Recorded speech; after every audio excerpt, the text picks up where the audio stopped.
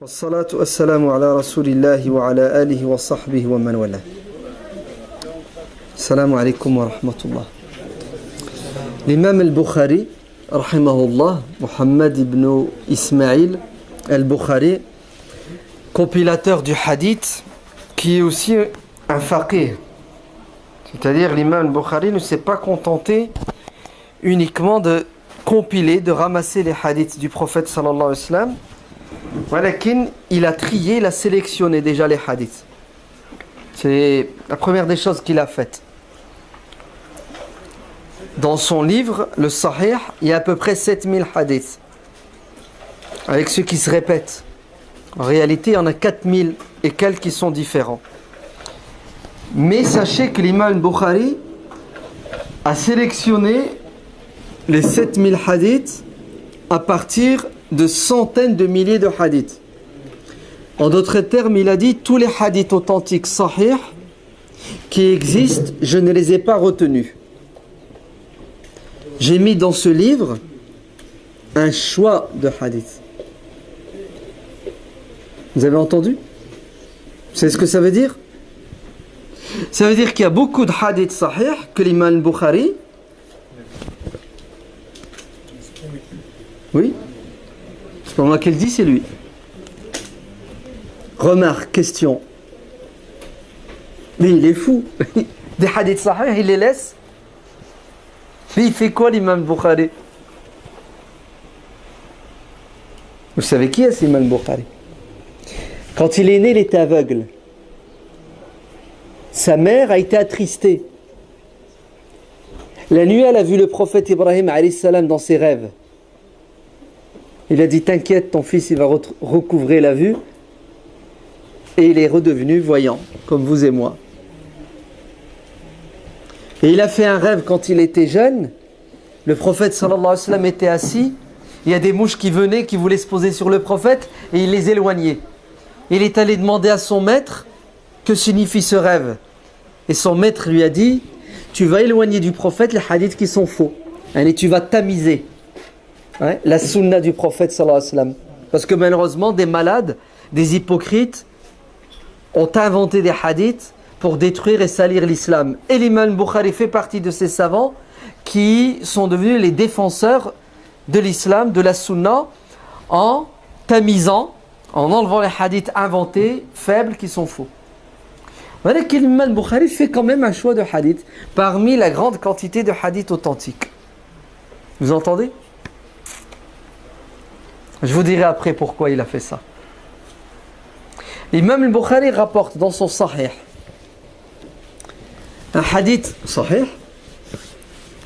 C'est le hadith d'un compagnon qui s'appelle Abu Barzata al-Aslami radiyallahu anhu.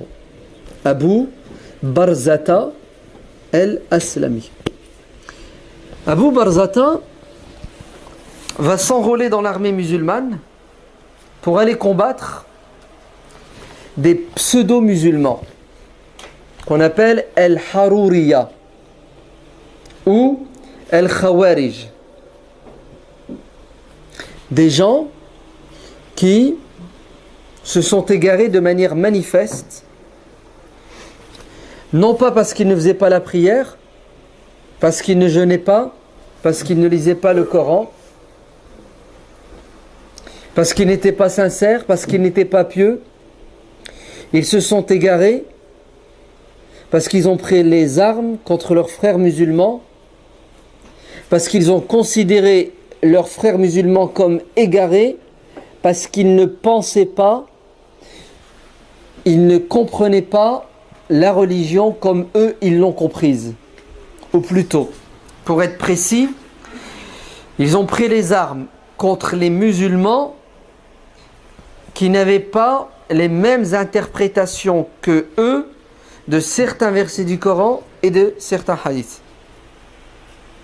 Alors qu'ils partageaient avec les musulmans beaucoup de points fondamentaux de l'islam. La prière entre autres, le jeûne. Voilà qu'ils divergeaient, ils n'étaient pas d'accord sur des interprétations de certains versets du Coran et de certains hadiths. Conclusion, ils ont utilisé la force et la violence verbale, psychologique, physique, militaire contre les musulmans qui ne pensaient pas comme eux. Pourquoi? Parce qu'ils voulaient leur imposer par la force leur conception et leur pratique de la religion. Vous avez entendu? Ça s'appelle du fanatisme. Ça s'appelle de l'intolérance. Et c'est une maladie. Parmi les grandes maladies du cœur, le prophète sallallahu alayhi wa sallam a dit Thalatun muhlikat. 3 choses vont faire la perte de l'être humain. 3 défauts, 3 péchés. Si vous les avez, vous êtes mort, vous êtes cuit. Parmi les 3, vous savez lequel? I'jabul mar'i bi nafsihi. Eh oui, t'as la grosse tête. Ouais. Tu crois détenir la vérité. Tu penses être le meilleur. Le prophète sallallahu alayhi wa sallam a dit Man qala halaka al-muslimun fahuwa ahlakahum. Ahlakuhum. Celui qui dit les musulmans sont perdus, allez, tous les musulmans sont nuls, ça sous-entend que moi je suis le... s'ils sont nuls, c'est que moi je ne suis pas nul. Parce que si j'étais nul comme eux, je ne le dirais pas. Donc quand tu dis tout le monde est nul, tout le monde est pourri, ça veut dire que toi tu ne l'es pas. Donc, tu es le pire parce que tu as la grosse tête. Vous entendez? Parce que les autres, s'ils font des péchés, certes, ils font des péchés, mais toi tu fais un péché pire, qui est l'orgueil, al-kibr, parce que tu te crois supérieur aux autres. Vous avez vu? Ou ahlakahum, c'est lui qui est à l'origine de leur égarement. Parce que au lieu de les aider à sortir de leur égarement, c'est qu'est-ce qu'il fait? Il les condamne. Et un musulman intelligent, c'est un musulman qui a de l'amour et de la miséricorde envers la communauté du prophète. Et qu'est-ce qu'il fait? Il leur tend la perche en essayant de les ramener dans le droit chemin et non pas en s'érigeant comme juge et bourreau. Si bien qu'il passe son temps à les condamner, à les envoyer en enfer en disant qu'ils sont égarés et que lui, bien entendu, il est bien guidé. Donc 3 péchés sont mortels. Le fait d'attraper la grosse tête, c'est ça. Le fait de croire que tu as toujours raison. Le fait de croire que tu détiens la vérité par excellence. Washuhun muta', l'avarice sans limite. Ouais. Il est même avare de sourire. Sourire, ça coûte rien, sourire. Il lâche rien, le mec. Ouais. Il a du mal à donner aux autres. Il a du mal à donner de la gentillesse, de la bonté. Je ne vous parle même pas donner de son argent, de ses biens, de son temps. Rien du tout. Tout est à sens unique avec lui. Il prend, mais il ne donne jamais. Parce qu'il est quoi? Il est avare. وَمَنْ يُقَى شُحَّ نَفْسِهِ فَأُولَيْكَ هُمُ الْمُفْلِحُونَ. Celui qui arrivera à extirper de son cœur ce péché de l'avarice sera gagnant. L'avare est proche de l'enfer, loin de Dieu, loin du paradis. Le généreux est proche du paradis, loin de l'enfer et proche de Dieu. Hadith sahih. Et le 3e, c'est quoi? Wa hawan muttaba'. Et le mec qui suit ses passions, ses envies. Tu lui prouves A plus B que la vérité c'est ça et il la refuse. Tu sais pourquoi il la refuse? Parce que ça ne l'arrange pas, tout simplement. Ça ne lui plaît pas. C'est contraire à ce qu'il sait, à ses habitudes. C'est contraire à ce qu'on lui a appris. Donc, il préfère rester dans l'erreur que de quitter sa posture. À cause de quoi? À cause de ses passions. Il a du mal à changer. Hein? 3 péchés. Ce sont tous des péchés du cœur. Le prophète dit muhlikat. Ça mène la personne à la perte. Je reviens en arrière. Abu Barzat al-Aslami, il s'enrôle en l'année 63 de l'Hégire. Il s'en va pour combattre, qui ça? Des pseudo-musulmans. C'est comme ça qu'on va les appeler. Ouais. Qui ont pris les armes contre leurs frères musulmans. Une minorité de musulmans qui ont décidé de régler un différend avec les autres en usant de la violence. C'est terrible quand même, hein? Alors que c'est juste une histoire de discussion. Tu dis ce que tu penses, je dis ce que je pense. T'es pas d'accord avec moi? Moi non plus, je suis pas d'accord avec toi. Et après, tu restes sur ta position, je reste sur ma position. Allahu yahkumu baynana wa baynakum wa huwa ahkamul hakimin. C'est ce que Dieu nous demande de dire avec les non-musulmans. Tu dis à l'autre qui veut bien t'entendre qui tu es, c'est quoi ta croyance? Il accepte, tant mieux. Il accepte pas, c'est quoi la solution? C'est quoi la solution? C'est tu restes dans ta religion, lakum dinukum moi, et je reste dans ma religion. Et qui va trancher entre toi et moi? C'est Dieu. Et tu sais quand il va trancher? Fantadiru inna muntadirun. Attends, j'attends. Nous attendons quoi? La mort. Et après la mort, la résurrection. Et après la résurrection, le jugement. Et là, tu verras si tu avais tort ou si tu avais raison. Et moi, je verrai si j'avais tort ou si j'avais raison. Alors pourquoi tu veux faire la guerre? Pourquoi tu veux me tirer dessus? Pourquoi je veux t'éliminer? C'est stupide. C'est pas la solution qu'à Dieu a donnée aux différends entre les êtres humains sur terre. La solution coranique, c'est quoi? C'est la discussion. Wajadilhum bi allati hiya ahsan. Polémique de la meilleure façon. C'est ça? Et après, le reste, ça ne te regarde pas. Wama anta alayhim bimusaitir. Tu n'as pas été envoyé pour imposer aux gens. Imposer quoi? La vérité. Le prophète, il est dans la vérité. Dieu lui a dit attention, attention, ne te trompe pas. Hein. Tu sais ce que tu dois faire? Tu dois exposer. Tu dois surtout pas chercher à imposer. Wama anta alayhim bi jabbar.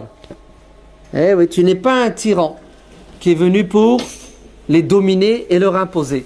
Afa anta tukrihu an-nasa hatta yakunu mu'minin. Vas-tu forcer les gens à devenir croyants? Ce n'est pas ton rôle, ce n'est pas ta mission. Ta mission, c'est de les attirer vers Dieu de la meilleure façon. Ud'u ila rabbika bil hikmati wal maw'izati al hasana. Appelle les gens avec sagesse, avec exhortation. Eh ben, les Khawarij ont laissé de côté des versets du Coran clairs pour s'attacher à des versets du Coran équivoques, c'est-à-dire qui peuvent avoir plusieurs sens. Et ça va déclencher chez eux quoi? De l'assurance, car ils vont croire qu'ils ont la vérité avec un grand V et qu'ils ont été missionnés par Dieu pour guider les gens dans leur vérité, et celui qui ne voudra pas l'accepter, malheur à lui. Alors que je viens de vous dire, qu'est-ce que le Coran dit? Non. Et c'est ça le problème des musulmans. C'est qu'ils délaissent les évidences, ils délaissent ce qui est logique, et ils vont vers ce qui est douteux. فَأَمَّا الَّذِينَ فِي قُلُوبِهِمْ زَيْغٌ فَيَتَّبِعُونَ مَا تَشَابَهَ مِنْهُ ابْتِغَاءَ تَأْوِيلِهِ وَابْتِغَاءَ comment? ابْتِغَاءَ الْفِتْنَةِ. Vous vous rendez compte? Ceux qui sont malades, ceux qui ne sont pas finis dans leur cerveau, ils s'accrochent aux versets qui ont 2, 3, 4, 5 sens, et ils vont vers le sens qui va mener à quoi? Qui va mener à la division, qui va mener à la zizanie. Parce que eux-mêmes, ils sont prédisposés à la division, à la bagarre, à la zizanie. Alors qu'ils délaissent ce qui est clair, net et évident. C'est terrible ou c'est pas terrible? C'est de la folie. Et je suis en train de vous parler de gens qui étaient pieux, hein, qui priaient plus que les compagnons, qui jeûnaient plus que les compagnons. C'est ce que le hadith dit. Yahqiru ahadukum salatahu. Ta prière, rien par rapport à la leur. Ils prient 10 fois plus que toi et moi. Allez, pardon, que les sahaba. Allez, au niveau de la pratique, ils étaient au-dessus des Sahaba. Vous entendez? Ça, le hadith des Khawarij, il est mutawatir. Nickel, on ne peut pas le nier. Est-ce que vous entendez? Des gens qui prient plus que les compagnons, qui jeûnent plus que les compagnons, qui lisent le Coran plus que les compagnons, et ils sont à côté de la plaque et ils vont en enfer. Oui, c'est le prophète qui l'a dit qu'ils vont en enfer, c'est pas moi. Donc tu vois bien que la pratique, elle toute seule, n'est pas suffisante. Tu vois bien que la sincérité, à elle toute seule, n'est pas suffisante. Il faut que tu sois sincère, il faut que tu pratiques, mais il faut surtout et avant tout, en premier, que tu comprennes bien. Al-fahm. Parce que si tu as mal compris, tu vas pratiquer, tu vas jeûner, tu vas prier, tu vas, et tu vas aller en enfer. Bien sûr, les Khawarij sont en enfer. Tu es même capable de tuer ton père et ta mère. Et les Khawarij ont tué les Sahaba. Ils ont tué les Sahaba. Ils ont tué Ali ibn Abi Talib. Et des dizaines de Sahaba et des centaines de Sahaba. Donc vous voyez bien que l'habit ne fait pas l'imam. Ça va? Il se fait tard, hein? L'habit ne fait pas l'imam. L'habit ne fait pas le musulman. Même ta pratique ne fait pas de toi un musulman. Mais bien sûr. Il faut d'abord que tu aies là-dedans des idées claires. Il faut que tu comprennes la religion de manière claire. Ouais. Sinon, tout ce qui vient après, si c'est bâti sur quelque chose de faux, de mal compris, ça donne le moussiba. Les Khawarij sont les premiers à avoir foutu le boxon dans la communauté. Et ils l'ont fait au nom de Dieu, au nom du Coran et de la Sunna. Vous entendez? Au nom du Coran et de la Sunna, ils ont foutu le boxon. Au nom du Coran et de la Sunna, ils ont tué les compagnons. Au nom du Coran et de la Sunna, ils ont versé des tonnes de sang.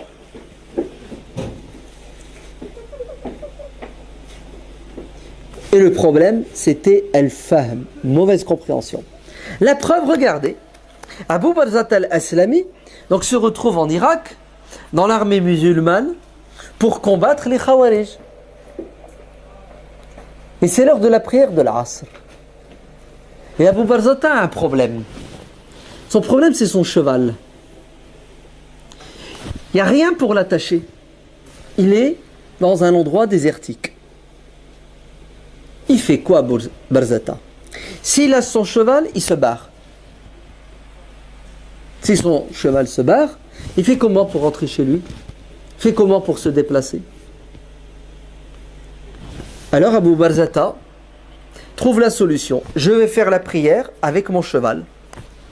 Je vais tenir les rênes de mon cheval dans mes mains et je vais prier tout en tenant les rênes de mon cheval. Allahu Akbar. Et il prie avec son cheval. Le problème du sauvage, lui, c'est qu'il ne prie pas, lui. Lui, il n'a qu'une envie, c'est de partir, c'est de bouger, c'est de s'amuser. Alors Abu Barzata fait la prière, il bouge dans tous les sens. Ben oui. Un coup, il l'emmène à droite, un coup, il l'emmène à gauche. Et il y a des spectateurs qui voient la scène. Tu sais qui sont ces spectateurs? Les Khawarij. Ils étaient là, ils regardent, un petit groupe de Khawarij. Et ils voient un compagnon du prophète qui est en train de faire la prière de l'Asr et qui est en train de tenir son cheval et son cheval le fait tourner en bourrique. Et il continue sa prière. Alors ils font quoi à ton avis? Ben, ils commentent. Ils disent, mais il fait n'importe quoi celui-là. Mais il est fou. C'est quoi cette prière? Elle est où la concentration? Mais il s'amuse. Mais vous vous rendez compte? Pour un cheval, il est prêt à quoi, hein? À détruire sa prière. Allez, il joue avec sa prière. Attends, Hadé préfère le cheval à la prière? En plus, c'est l'Asr. Quand il a fini l'Asr, il a dit salam alaikum. Il s'est dirigé vers eux. Il leur a dit, j'ai entendu tout ce que vous avez dit. Je ne suis pas sourd, hein, même si je prie, j'entends. Ouais. Je vous ai entendu, vos critiques, vos remarques. Alors écoutez-moi bien maintenant. Vous savez qui je suis? Apparemment, vous ne le savez pas. Je vais vous le dire. Je suis Abu Barzat al-Aslami, compagnon du prophète sallallahu alayhi wa sallam. J'ai participé à 8 batailles à ses côtés. 8 expéditions militaires, j'étais aux côtés du prophète. Wallah, le prophète n'était pas comme vous. Regardez maintenant ce qu'il va leur dire. Wallah, le prophète n'était pas comme vous. C'était pas quelqu'un de dur comme vous. Ouais. Le prophète, c'était quelqu'un de souple, de réaliste, de pragmatique. Je lâche mon cheval et je fais comment pour rentrer chez moi? Si je le lâche, je fais comment? Ma femme, mes enfants. Voilà, c'est moi qui vais vous apprendre comment faire la prière. C'est moi qui vais vous apprendre comment il faut comprendre les pratiques religieuses à la lumière des objectifs de l'islam. L'islam n'est pas venu remettre en question nos intérêts matériels, nos biens matériels. La religion en elle-même n'est pas venue remettre en question la dunya. Elle est venue gérer la dunya. Le din est venu gérer la dunya. Alors Abu Barzata, qui a bien compris le sens de la religion, regardez comment il a résolu son problème. Alors, qu'est-ce que vous en pensez? Intelligent ou pas intelligent? Intelligent. Vous n'oserez pas dire le contraire. Ouais. Sinon, vous allez devenir des khawarij. Puisque c'est ce qu'ils ont dit de lui. Donc, vous êtes tous obligés de dire, ouais, c'est super, c'est intelligent. D'accord? Abu Barzata, c'est quelqu'un de...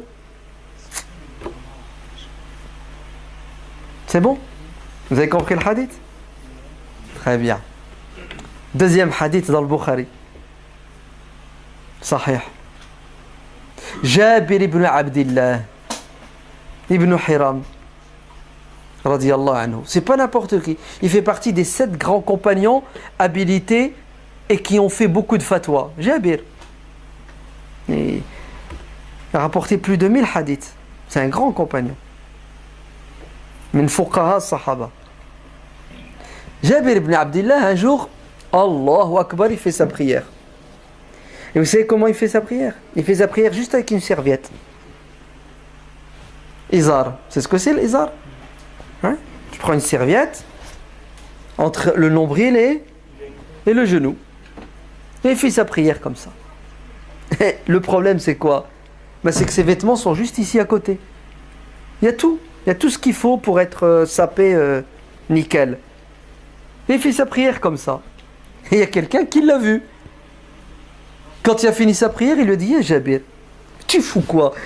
Tu as tes vêtements, au lieu de te couvrir comme il se doit, tu fais ta prière avec un izar. Qu'est-ce que lui dit Jabir? Il lui dit: j'ai fait exprès de la faire comme ça pour qu'un malade comme toi... Oui. Il lui dit: ahmaq, un fou, un malade. Ouais, traduction. Hein. Un fou, ahmaq, pour qu'un fou comme toi, un malade du cerveau comme toi, me fasse la remarque. Ouais. Pour que je lui dise, que je lui enseigne que, au temps du prophète, sallallahu alayhi wa sallam, on n'avait pas de vêtements. On priait avec ce qu'on avait. Et le prophète, il était souple. La religion, elle était souple. C'est vous qui la compliquez. Vous avez compris? Qu'est-ce que veut passer Jabir comme message? Il veut lui passer un message qui est le suivant. Les musulmans compliquent les choses. Vous entendez? Les musulmans rendent les choses difficiles, compliquées. Alors que le dîn n'est pas comme ça. Au temps du prophète, là-bas, tu croyais qu'on avait tout ce que vous avez aujourd'hui comme vêtements? Rien. On faisait avec ce qu'on avait. Et ça passe. Troisième hadith. Ali ibn Abi Talib, chez le Bukhari toujours. Il fait ses ablutions. Quand il a fini le wudu, il se met debout, il prend la coupole, ouais, bref, le truc dans lequel il mettait l'eau. C'est ça? La coupole. Il se met debout, il la prend et il boit. Et quand il a fini de boire, c'est ce qu'il leur dit. Vous savez pourquoi j'ai fait ça? Pour vous montrer que le prophète sallallahu alayhi wa sallam buvait debout. Oui. Allez, j'ai fait ça exprès pour vous donner une leçon. Oui. Parce qu'il y a certains qui doivent penser que c'est haram de boire debout. Ah ben moi, Ali ibn Abi Talib, je connais mieux le prophète que vous. Je l'ai vu boire debout. Regardez, je bois debout comme il a bu debout. Ça va? Pourquoi vous compliquez les choses? Pourquoi les musulmans, ils ont toujours une tendance à aller vers le haram, ouais, vers ce qui est compliqué? Alors que le propre de l'islam, c'est quoi? Yuridu Allahu bikum wa la yuridu bikum.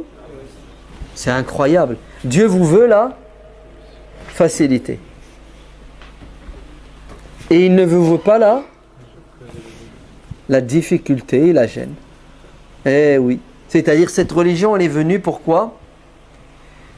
Pour être accessible aux musulmans de tout temps, de toute époque, quel que soit leur niveau social, quel que soit leur niveau intellectuel, quelle que soit leur santé physique, quel que soit leur niveau de pratique religieuse, de foi.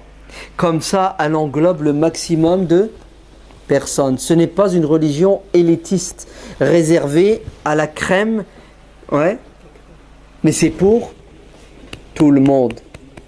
Ouais. Il ne faut pas restreindre, fermer la porte qui mène à Dieu. Il faut la laisser grande ouverte. C'est clair? Très bien. Ça donne quoi aujourd'hui, ça? Concrètement aujourd'hui, qu'est-ce que ça donne? Ben, ça donne, malheureusement, des musulmans qui ont une approche et une interprétation de la religion, une pratique de la religion,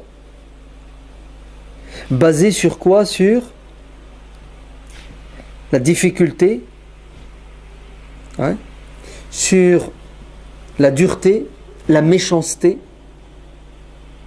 si bien que ça fait fuir les gens de l'islam. Et c'est exactement ce que veut Shaitan. Il veut que les gens fuient et n'aillent pas vers Dieu. Le prophète sallallahu alayhi wa sallam dit, toujours chez le Bukhari, wa inna minkum la munaffirun. Il y a parmi vous des gens qui font fuir. Il y a parmi vous des gens qui font fuir les autres de la religion. Et vous savez comment ils les font fuir? Au nom de la religion, avec la religion. Quand le prophète dit aux Sahaba, il y a parmi vous des gens qui font fuir, est-ce que vous croyez que les Sahaba ont inventé une religion? Ils ont ramené quelque chose de... Ils vont les faire fuir au nom du din. En fait, au nom de leur compréhension et pratique de la religion qui est quoi? Qui est erronée.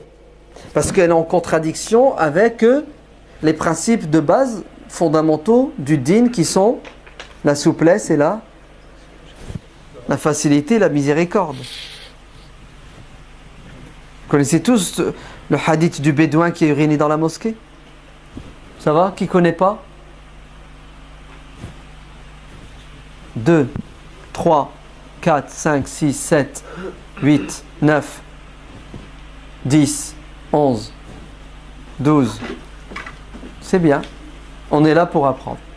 Vous allez ressortir de la mosquée moins bête. Vous êtes content? C'est bien. Il faut être content quand on apprend quelque chose. L'imam Shafi'i radiyallahu anhu a dit, quand j'apprends quelque chose de nouveau, je ressens un plaisir que tu ressens toi à 9h38 quand tu prends un verre d'eau fraîche après 18 heures de jeûne à 40 degrés. Ouais. Vous avez vu le plaisir là tout à l'heure? Voilà. C'était super. Eh ben, l'imam Shafi'i dit, je ressens encore plus de plaisir que celui-là. T'as vu là? Quand tu bois ton verre d'eau puis t'es... Moi, quand j'apprends quelque chose, c'est l'extase. C'est... Ouais. Et c'est comme ça qu'il faut être assoiffé de savoir. Alors allons-y pour les frères qui ne connaissent pas. Il y a un bédouin, un arabe, qui rentre dans la mosquée. La mosquée du prophète sallallahu alayhi wa sallam. La meilleure après la Kaaba, la Mecque. Ça dépend pour qui. Eh oui. Pour l'imam Malik, c'est Médine qui est la meilleure. Ah oui. Pour l'imam Malik, Médine, c'est meilleur que la Mecque. Ouais. Attends, il y a le prophète à la Mecque. Hein. Et il a plein d'arguments. Hein. Je ne veux pas les citer, mais c'était juste pour que, au cas où un jour tu entendrais que Médine c'est mieux que la Mecque, sache que c'est vrai. Il y a des avis qui disent ça. Il y a d'autres qui disent ça reste la Mecque toujours la meilleure. Peu importe. Il entre dans la mosquée du prophète sallallahu alayhi wa sallam à Médine. Et vous savez ce qu'il fait? Il a une envie d'uriner, c'est humain. Il se met debout et il urine dans un coin de la mosquée. Le coin qui est là-bas. Voilà, c'est comme ça. Il ne sait pas, il est ignorant, il n'a pas été éduqué comme il se doit. Réaction de certains compagnons qui sont assis et qui assistent à la scène. Ils se mettent debout pour aller lui sauter dessus. C'est ça? Pour l'arrêter, pour le freiner dans son égarement. Réaction du prophète sallallahu alayhi wa sallam. Stop! Restez assis. Ne bougez pas. Moi aussi je l'ai vu. Hein? Eh ben oui. Pourquoi moi j'ai pas réagi comme vous? Pourquoi vous ne me prenez pas en exemple? Vous avez réagi sous la colère, la passion. Vous n'avez pas fait attention à la sagesse. Laissez-le finir. Car si vous l'interrompez violemment, ça peut lui faire mal. Le prophète sallallahu alayhi wa sallam a le souci de quoi? De la santé du mec. Il n'y en a rien à cirer de ta moquette. Ben oui, tu me prends la tête pour ta moquette. Ils sont comme ça les musulmans aujourd'hui.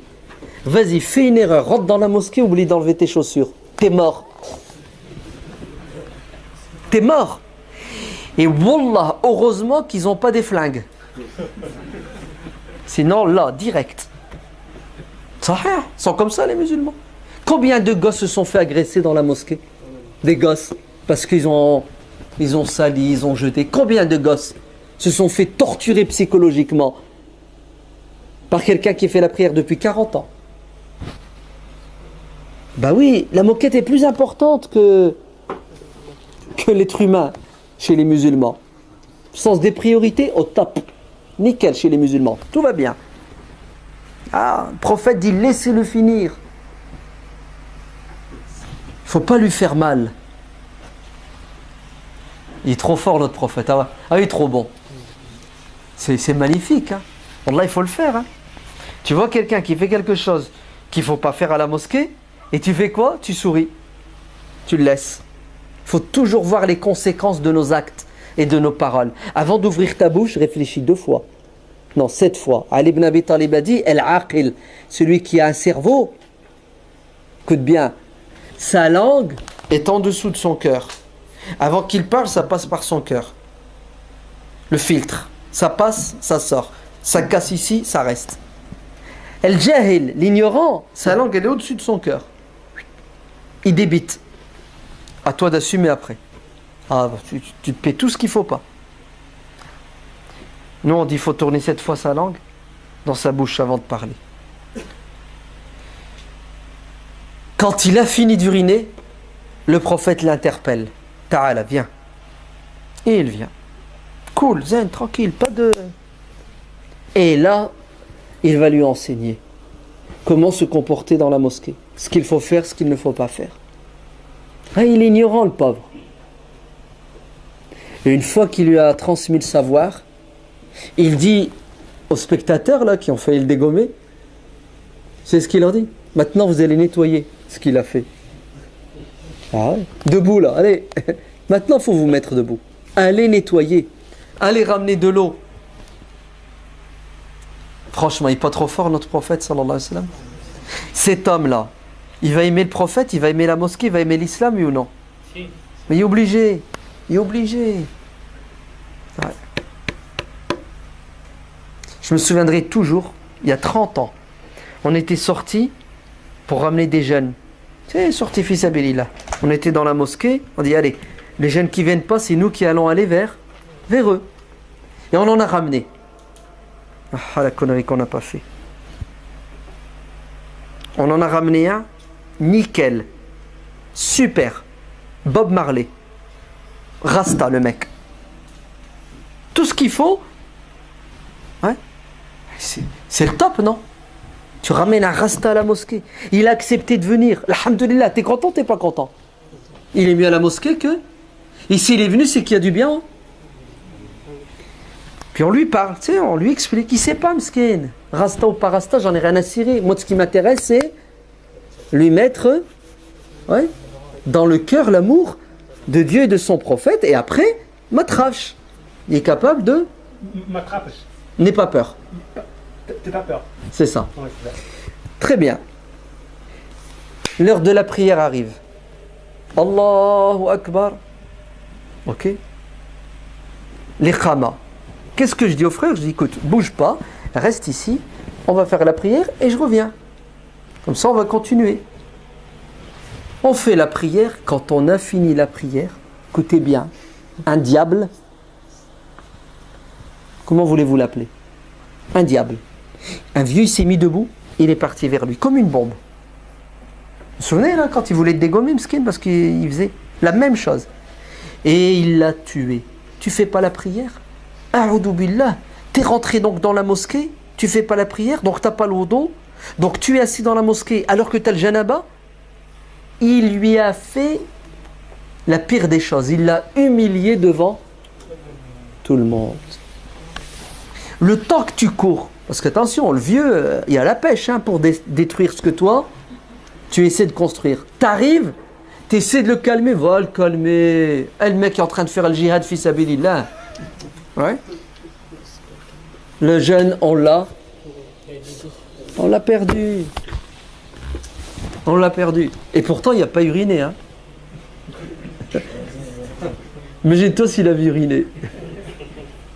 Dans quel état il serait?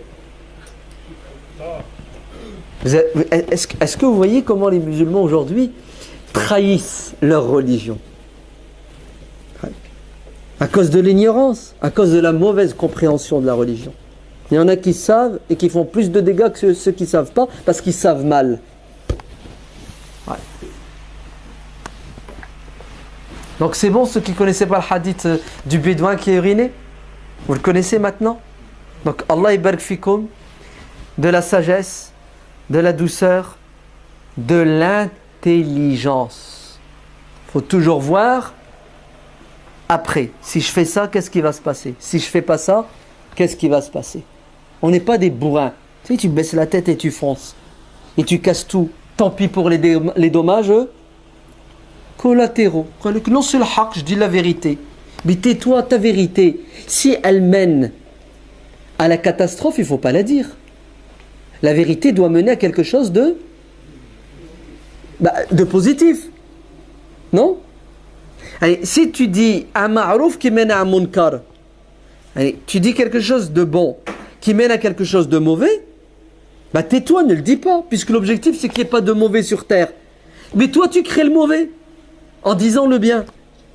Vous allez me dire, est-ce que c'est possible que le bien mène au mal? Ah si c'est mal utilisé, c'est possible. Le fait de vouloir conseiller l'autre et lui dire d'arrêter d'uriner, si tu le fais mal, ça va mener au mal. Le mec, il va fuir la mosquée. Allez, le moyen que tu dois utiliser, il doit être quoi? Il doit être bon pour avoir des résultats qui sont bons. Mais si tu utilises un mauvais moyen avec une bonne intention et ça donne des mauvais résultats, tu es à côté de la plaque. Ouais? L'imam Ibn Taymiyyah, rahimahullah, il assiste avec ses élèves à une scène. Il voit des musulmans mongols qui boivent de l'alcool. Ils sont pétés. Ivres dans la rue. Ivresse sur la voie publique. Qu'est-ce que veulent faire ces élèves? Ils veulent les corriger, les rappeler à l'ordre. C'est ce que fait Ibn Taymiyyah, leur dit, restez là. Ne bougez pas. Laissez-les dans l'état. Qu'ils continuent à boire. Ya imam, le munkar, c'est blâmable, c'est haram. Le musulman, il doit quoi? Il doit conseiller son frère. On ne peut pas... Calmez-vous, laissez-les. Pourquoi, ya Cheikh? Regardez la réponse de l'imam Ibn Taymiyyah. Car quand ils sont ivres, quand ils sont pétés comme ça, ils n'ont plus leur tête. Alhamdulillah. Au moins, ils ne violent pas nos femmes. C'était des musulmans à côté de la plaque. C'est soit ils sont pleins toute la journée, et quand ils sont à jeun, ils violent 2-3 musulmanes, après ils vont boire un coup. Ouais. Les Mongols, ils se sont convertis au début, ils n'étaient pas très catholiques, il faudra du temps pour qu'ils soient un peu plus islamiques. Ibn Taymiyyah, avec son intelligence, préfère quoi? Préfère laisser un mal que de le corriger et que ça donne un mal encore plus grand. Intelligent ou pas intelligent? Voilà, c'est ça la bonne compréhension de la religion. Avant d'agir, tu calcules le pour et le contre, les avantages, les inconvénients. Ouais. Parce que l'islam est venu pour le bien-être et le bonheur de l'être humain sur terre et dans l'au-delà. Et l'imam Ibn al-Qayyim, rahimahullah, dit: l'islam, c'est la religion de la miséricorde, de la sagesse et de la justice. Ainsi, tout ce qui est contraire à la miséricorde, à la sagesse et à la justice est contraire à l'islam. Même si certains musulmans prétendent que c'est de l'islam. Sachez qu'ils se trompent, car ils ont mal compris la religion. Vous avez entendu? L'islam, c'est la religion de quoi? De la sagesse,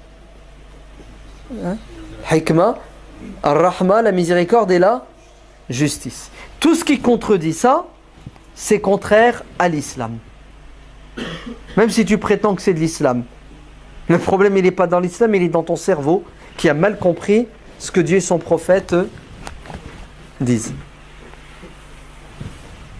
C'est clair? Alhamdulillah. Ça suffit ou ça suffit pas? Je me touche. Vous avez encore un petit trou là? Non, ça suffit. Hein. Qu'est-ce que tu en penses? Non. Tu as encore soif. Allah yibark. Allah yzidlik. C'est bien. Ça fait plaisir de voir que des musulmans cherchent à comprendre et à connaître. C'est ça qui va nous sauver, l'ilm. Ouais. Quand il n'y a pas de ilm, quand il y a des musulmans qui connaissent la moitié de ce qu'il faut savoir, Allah, ça fait des dégâts. Qatalou, qatalahumullah. Ne savent-ils pas que le remède contre l'ignorance, c'est le savoir? À quelle occasion le prophète a dit cela? Lorsqu'il a envoyé une petite armée. Et il y en a un qui a été blessé à la tête. Il se réveille le matin en état de janaba. Il doit faire les grandes ablutions. Il leur dit: écoutez, il caille, l'eau est froide, je suis blessé. Si je prends une douche, je ne suis pas clair. Il leur dit: quoi? Tu ne peux pas faire la prière si tu n'as pas fait les grandes ablutions puisque tu es en état d'impureté, de souillure majeure. Il leur a dit: ouais, mais vous ne trouvez pas qu'il y a quelque chose de plus important? Ma santé, ma vie? Le din, la religion, la prière. Et ils l'ont forcé. Il a obtempéré. Il s'est lavé. Il est mort. Bon, ils l'ont enterré. Il est mort. D'aucuns te diront: ben, c'était Maktoub. Il est mort. Il devait mourir. Ah, les musulmans, pour justifier leur connerie, ils ont Maktoub, Qaddar Allah, Masha'Allah. Le mec, il fout n'importe quoi. Il fout le boxon. Matraf. Wallah al-Adim, la rhétorique religieuse, ils l'ont. Il rentre à Médine, il raconte au prophète: notre collègue, voilà ce qui lui est arrivé, voilà ce qu'on lui a dit, voilà ce que...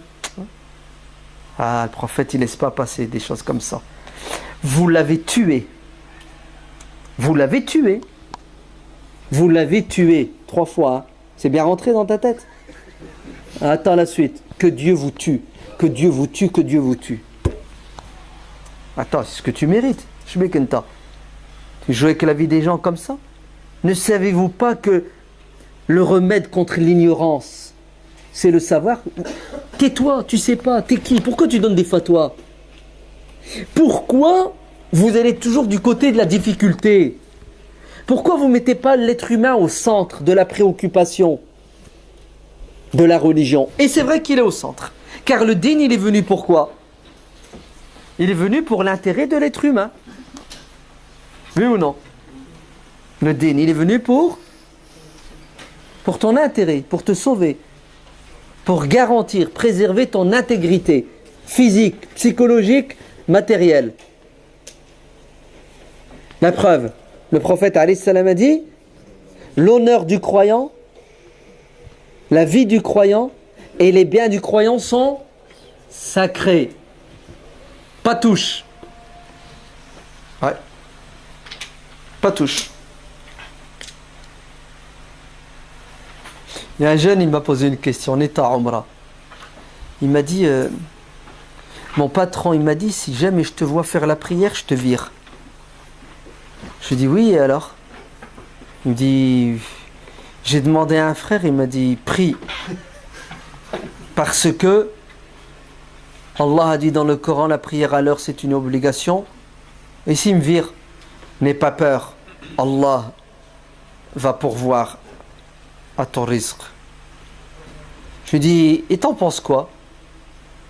Bah, ouais, c'est vrai. Si j'obéis à Allah, Allah, il va... Regardez comment il lui a répondu. Abu Barzata, il leur a dit, Allah, je lâche pas mon cheval. Ouais.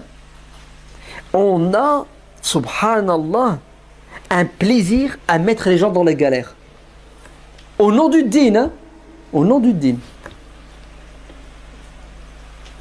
Ouais. Vous vous souvenez de la dernière fois? Hiram ibn Milhan, il a arrêté sa prière et s'est barré. On l'a raconté. Non. Au lieu qu'il lui donne des solutions pour garder son travail et prier en même temps, ouais, prier en même temps, nous on va faire les deux, hein, on va marier les deux. On va gagner tout de suite, khalas. Tu sacrifies au nom du din. Vous savez ce que ça veut dire? C'est-à-dire que tu demandes à l'être humain de porter quelque chose qu'il ne peut pas porter. Et s'il y arrive aujourd'hui, dans 5 jours, il sera fatigué. Dans 15 jours, il sera fatigué et il va tout laisser tomber. Vous avez vu les dangers? Quand vous mettez la barre haute, quand vous demandez aux gens de supporter l'insupportable, peut-être que dans un premier temps, parce qu'ils ont la pêche, c'est ça? La ferveur, le zèle, le Hamas, ils y arrivent. Mais ça ne dure pas, ça. Ça ne dure pas. Attention, ya Abdallah, tu vas peut-être vivre longtemps et tu n'arriveras pas à tenir ce rythme. C'est parce qu'il a dit, Abdallah ibn Amr ibn al-As, qui a mis la barre haute, le prophète a voulu le ramener à quoi? Cours doucement. Attention, c'est long, hein? C'est un marathon qui t'attend. C'est pas un 100 mètres. Non. On croit que plus c'est dur, plus Dieu aime. Plus on souffre, plus Dieu est content. Ah oui, il y a des gens qui croient que c'est ça la religion. Alors que le prophète sallallahu alayhi wa sallam a dit, Dieu n'a que faire de la souffrance de cet homme. Pourquoi il se prend la tête à faire le pèlerinage à pied? Il a juré, Galek, Wallah, je ferai le pèlerinage à pied. Le mec, il est défoncé après quelques jours. Le prophète, il dit, mais qu'est-ce qu'il a, Hada? Le prophète, il a juré de faire le pèlerinage à pied. Allez lui dire de monter. Dieu n'a que faire de sa souffrance. Pourquoi tu te mets des bâtons dans les roues tout seul? Ah ouais. Et vous savez, cette compréhension de la religion, elle vient de qui? Elle vient d'où? Elle vient de chez qui? Nos cousins. Shaddadu, fa shaddadallahu alayhim. Nos cousins. Ouais. Ils ont compliqué les choses et les choses sont devenues réellement compliquées. À force d'interdits, la religion est devenue quoi? Impossible. Impossible. Eh bien, vous savez ce qu'ils ont fait? Une fois qu'ils ont compliqué la religion de Dieu et qu'elle est devenue impossible, vous savez ce qu'ils ont fait? Ils sont passés à un mode de arnaque. Hila, ça s'appelle. El-Hila. Vous savez, les arnaques. Comment faire pour pratiquer la religion sans la pratiquer? El-Hila. La dernière en date, vous savez c'est laquelle? C'est des mecs qui disent, bon écoutez, finalement vous savez ce qu'on va faire? On va récolter la zakat al-fitr en argent, ouais. Alors qu'il y a encore quelques mois, quelques années, c'était haram. La zakat al-fitr, il faut la donner en pâte, en riz, c'est ça? Ouais. En fait, sallallahu alayhi wa sallam, il a dit de l'orge, du blé, des raisins secs, zabib, et du lait caillé, du yaourt. Ah non, tu peux pas donner la zakat al-fitr en argent parce que le prophète, il a cité 4 aliments. Donc tu dois donner les... Alors vous savez ce qu'ils ont fait? Ils ont pris les 4, ils ont dit bon, on va remplacer les dattes par du riz, on va remplacer le halib caillé, là, le lait caillé par des pâtes. Donc déjà là, ils ont touché un peu, c'est ça? Mais avec le temps, quand ils ont vu que 3000 tonnes de riz récoltées, on fait quoi avec? On fait comment pour les envoyer en Somalie? On fait comment pour les envoyer en Éthiopie? Il faut un cargo, c'est ça? Il faut un avion. Mais ça va coûter plus cher que le riz. Tu achètes du riz en France, tu l'envoies en avion. Où ça? Ils sont où tes pauvres? Où tu veux? La Syrie. La Syrie. Déjà, 90% de chances que ça rentre pas. Ouais, avec les Américains et les autres. Donc, le prix pour l'acheminer, il est plus important que le prix d'achat. Vous avez compris? Donc, ils t'ont trouvé une solution. La solution, c'est on ramasse de l'argent, c'est ça. On va emmener l'argent là-bas, et là-bas, l'argent, on va acheter avec du riz, on va leur donner du riz. Alors que c'est tout bête, c'est tout simple. Tu ramasses de l'argent, tu donnes de l'argent au pauvre, il va acheter du riz lui-même. Et s'il n'aime pas le riz, ben il achètera des... Et s'il n'aime pas les pâtes, il achètera... Non, des patates. Vous savez, il fera des frites. Non, toi tu vas lui faire bouffer des pâtes. Le jour de l'Aïd, les pâtes, il déteste le mec. Hein. Il n'aime pas, il est allergique. Gluten. Bouffe des pâtes. C'est pas un Aïd que tu lui fais vivre, c'est une punition. L'enfer. Le mec, il se retrouve avec 100 kilos de pâtes. A'oudou billah. Je bouffe pas de pâtes, je les déteste, les pâtes. Donnez-moi l'argent avec lequel vous avez acheté les pâtes et je vais acheter ce dont j'ai... Non, non, non, non. Haram. Le prophète sallallahu alayhi wa sallam, il a dit, tu lui donnes des dattes, du lait caillé, des yaourts. Vous avez vu comment on fait? Quand on complique, à un moment donné, on est obligé de tricher. Tu sais, de sortir des pirouettes. Galolek, c'est haram de la donner en argent. Maintenant, il la ramasse en argent. Ouais. Et transfère l'argent. Et sur place, ils achètent pour truc. C'est tout bête. Donne l'argent et puis l'affaire est... Eh non, parce que tu ne veux pas comprendre la religion à la lumière de l'intérêt du pauvre. C'est ça? L'intérêt du pauvre, c'est quoi? Ben, c'est qu'il reçoive 100 € le jour de l'Aïd. Là, il est content, ton mec. Et là, il va faire un sacré Aïd. Logique ou pas logique? Ah non, Galek, dans l'islam, il n'y a pas de logique. Dans l'islam, c'est le Coran et le Sunna. Mais ta Sunna, elle nous mène à 10 000 kilos de pâtes qu'il faut envoyer en Éthiopie. On fait comment pour enlever les 10 000 kilos de pâtes? C'est rien. Si tu suis la Sunna, Allah, il va t'ouvrir les portes. Ben Allah, il a ouvert les portes dans une mosquée. Dans le 93. Ils ont ramené un camion de pâtes et de riz. Ils les ont déposés à la mosquée pour que les responsables de la mosquée les distribuent à qui? Aux pauvres. Le problème, c'est que les responsables de la mosquée ne connaissent pas, les pauvres. Donc la mosquée elle s'est retrouvée avec une salle derrière remplie de pâté de riz. 2-3 mois plus tard, des locataires se sont installés. Ils sont mis à bouffer les pâtes et le riz. Vous savez qui? Les rats. Les rats du quartier. C'est tous les rats du quartier pauvres. C'est qui ont fait Ramadan, qui ont rien bouffé. Ah ben, ils sont venus bouffer les pâtes et les riz. Les responsables de la mosquée, ils ont fait quoi à la fin? Ils ont dit aux gens, Allah ibarak fikoum, venez nous débarrasser de ces pâtes et de ces riz, et de ce riz, parce que, on ne sait plus. Ben, les gens, ils se sont servis, ce qui a été bouffé, ça a été jeté à... Oh! Bravo! T'as vu? Quand tu penses comme les Khawarij, qu'est-ce que ça donne? Ben, ton cheval, il se barre. Abou Barzata. S'il devait penser comme eux, il aurait perdu son cheval. Vous savez comment il faut penser? Ouais. L'islam, c'est une religion qui est fondée, qui est basée sur des principes au sol, ouais, immuables, qui ne changent pas. Et tout ce que Dieu et son prophète nous ont demandé de faire, ça va dans ce sens. C'est ça? Lequel de sens? Al-hikmah, la sagesse, la justice, la miséricorde, le bien-être, le bonheur. Et tout ce qui contredit cela, contredit l'islam. Même si tu prétends que Dieu et le prophète l'ont dit, le problème il est dans ton cerveau, tu as mal compris ce que Dieu a dit et le prophète. Est-ce que c'est possible qu'un musulman comprenne mal ce que Dieu a dit et le prophète? C'est possible? Non, c'est pas possible. Oh, je vais me suicider.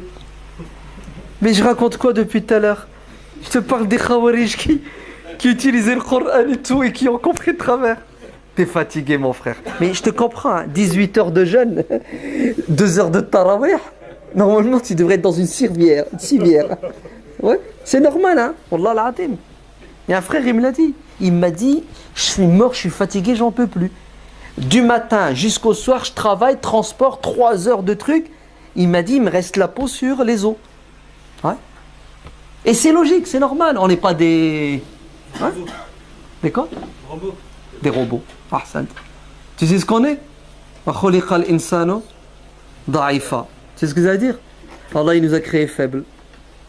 C'est ça la vérité. Parce que c'est Allah qui l'a dit. On est faible. On est même très faible, tiens, au passage. Donc il faut ménager ça. Sa monture. Il faut la ménager. Sa monture. Ouais. Ta voiture, mollo avec elle. Ouais. Si tu forces trop, elle va exploser. Elle va exploser. Eh oui. Ton corps, vas-y mollo avec lui. Sinon, tu vas l'abîmer. Fa innal munbatta la ardan qata'a wa la dhahran abqa. Et celui qui met les bouchées doubles, il prend son cheval et il court parce qu'il va arriver. C'est ce qui va lui arriver, miskin? Barakallahu fik. Il va pas arriver parce que son cheval va crever. À un moment donné, il va être essoufflé, crise cardiaque. Il n'aura pas atteint ses objectifs parce qu'il n'a pas été sage. Il n'a pas...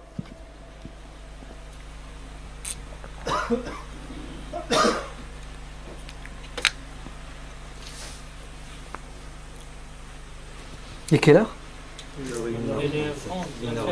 Allahu Akbar. Et vous tenez encore? Qu'est-ce que vous avez bu tout à l'heure? Du café? Toute la nuit. Masha'Allah. Ajib. La foi, elle déplace les montagnes. L'iman, il est capable de faire d'un être humain quelqu'un qui porte et qui supporte ce que l'autre qui n'a pas la foi ne peut pas supporter. Hein? On sent la force, hein, de l'iman et de la foi. Faut qu'Allah nous donne la force pour rester musulman jusqu'à la fin de nos vies. Parce que le plus dur, c'est de rester musulman. C'est pas de l'être.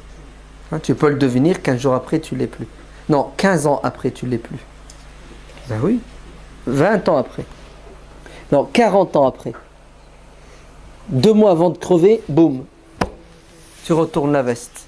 Bien sûr. Le prophète sallallahu alayhi wa sallam a dit, il y a des gens qui sont musulmans jusqu'à ce qu'il leur reste 5 minutes.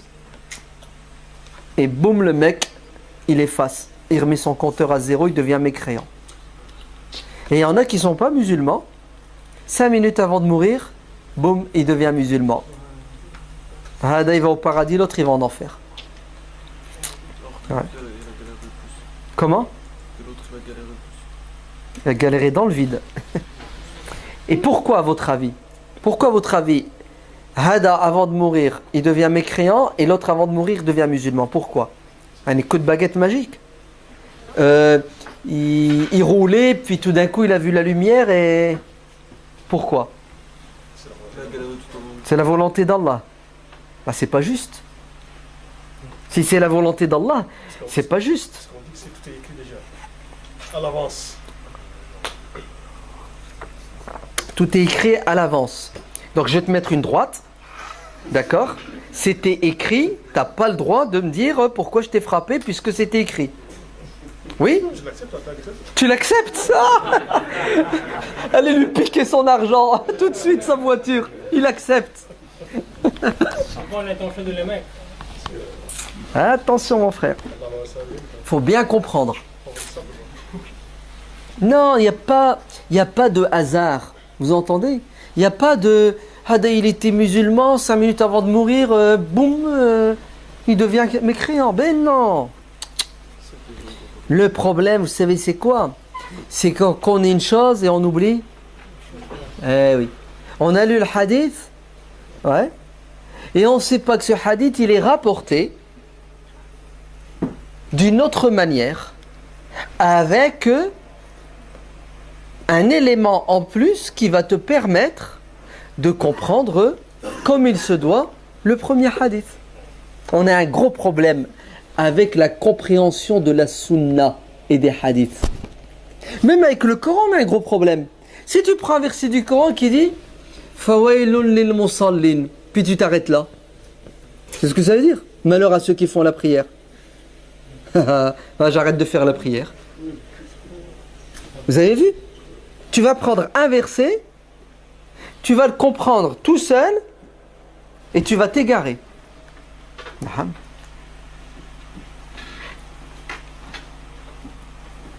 Je vais vous sortir un verset dans le Coran.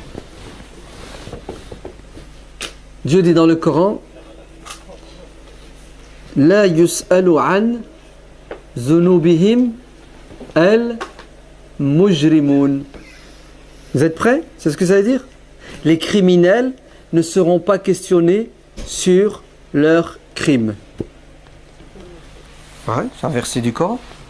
Il a dit Subhanallah. C'est ce que ça veut dire ça, Subhanallah? Se dire, ouais, c'est bizarre. Bah si, on va être questionné, on va être jugé. Ah ouais, je t'ai sorti le verset.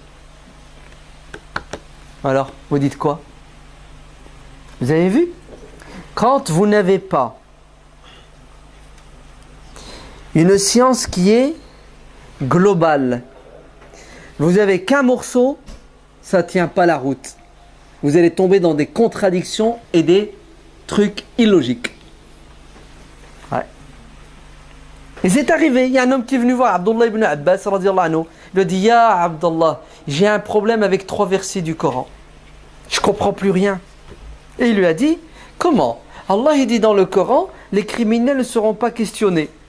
Et dans un autre verset, Dieu dit Qifuhum innahum mas'ulun. Arrêtez-les, nous allons les questionner. Il dit je ne comprends pas. Ah ah. Mais Abdullah ibn Abbas, c'est qui? C'est celui qui maîtrise le Coran. Et lui, il n'a pas ce problème. Parce qu'il a une science globale du Coran. Maintenant, on a des petits morceaux, par-ci, par-là, et on n'arrive pas à les joindre. Ça crée le boxon dans notre tête. Et le premier qui vient, il te déstabilise. Et tu ne sais pas quoi répondre. Alors tu sais ce que ça veut dire? Ça veut dire que le jour de la résurrection, il y a des étapes, il y a des scènes. À un moment donné, les gens vont être ressuscités, la tête en bas, les pieds en l'air. Ouais. Ils vont se déplacer comme ça. Puis à un moment donné, boum, ils vont se remettre droit. Ouais. À un moment donné, ils seront aveugles. Et après, boum, ils vont voir. À un moment donné, tu sais ce qui va leur arriver? Ils ne seront pas questionnés. Ils vont attendre pendant des centaines et des milliers d'années.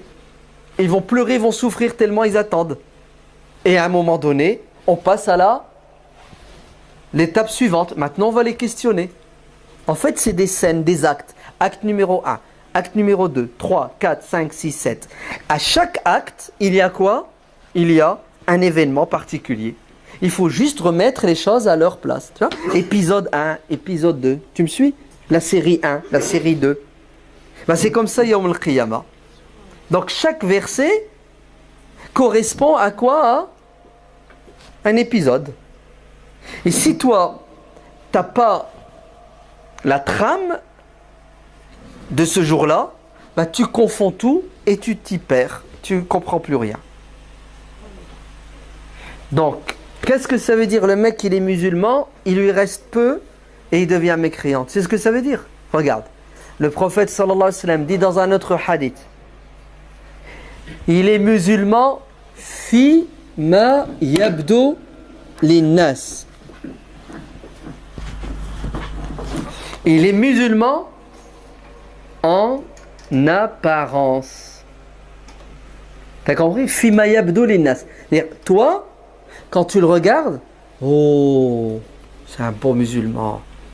Il prie, il jeûne, ouais, il pratique. Mieux, tu sais ce qu'il fait? Il donne de l'argent. Mieux, tu sais ce qu'il fait? Il récite le Coran mieux que Abdel Bast Abd Samad. Ouais. Mieux, tu sais ce qu'il fait? Il est au combat, il tire et il se fait tirer dessus et il est tombé martyr en enfer. Bah oui. Ah là, tu crois qu'il y a des martyrs qui vont pas en enfer? Ah bah oui. L'habit ne fait pas l'imam, Allah yahdik. Il est vraiment fatigué à votre pote là. Ramenez-lui du café ou quelque chose.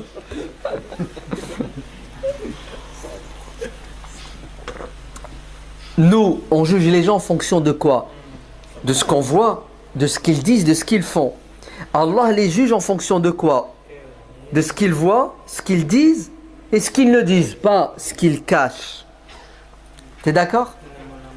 Les 3 premières personnes qui vont cramer en enfer dans cette communauté, ce sont qui? Un savant, un martyr et un millionnaire. En enfer. Les anges sont choqués. Ya Allah, attends, tu vas pas le mettre en enfer, c'était le cheikh, un grand cheikh, hein? Pas un petit, un grand. En enfer. Même lui, le traître, vous savez ce qu'il dit? Il dit, ah non, ya Allah, attends, j'étais un cheikh quand même, ouais. Je connaissais 70 hizb. Non, mais il va arnaquer jusqu'au bout, le mec. Le problème, c'est qu'il ne sait pas arnaquer. Il va arnaquer Dieu, il veut mentir avec Dieu. Allah va lui dire, effectivement, sur terre, tu connaissais la religion, tu l'expliquais aux gens, tout ce que tu veux. Walakin, t'as fait ça pourquoi? T'as fait ça pour que les gens t'applaudissent, pour passer à la télé, pour être dans le livre des Guinness records. Tu voulais la popularité, tu voulais la renommée, tu voulais le fric. Et tu as eu tout ce que tu voulais. Mais aujourd'hui, tu n'auras rien. Parce qu'aujourd'hui, c'est un autre business. Il fallait sur terre être sincère. Avec moi. Tu aurais peut-être eu les deux. Tu aurais eu la renommée sur terre et tu aurais le paradis. Mais tu as fait un choix. Tu ne croyais pas trop au paradis. Hein? Tu ne croyais même pas peut-être que tu allais me rencontrer. Eh bien, puisque tu as fait ce choix, moi je respecte ton choix. Tu vas en enfer. C'est puissant ou c'est pas puissant? Donc vous voyez bien que ce qui compte, les actes ne valent que par les intentions. 2 personnes se prosternent, l'une se rapproche de Dieu, l'autre s'éloigne de Dieu. Parce que l'intention n'est pas la même. L'habit ne fait pas.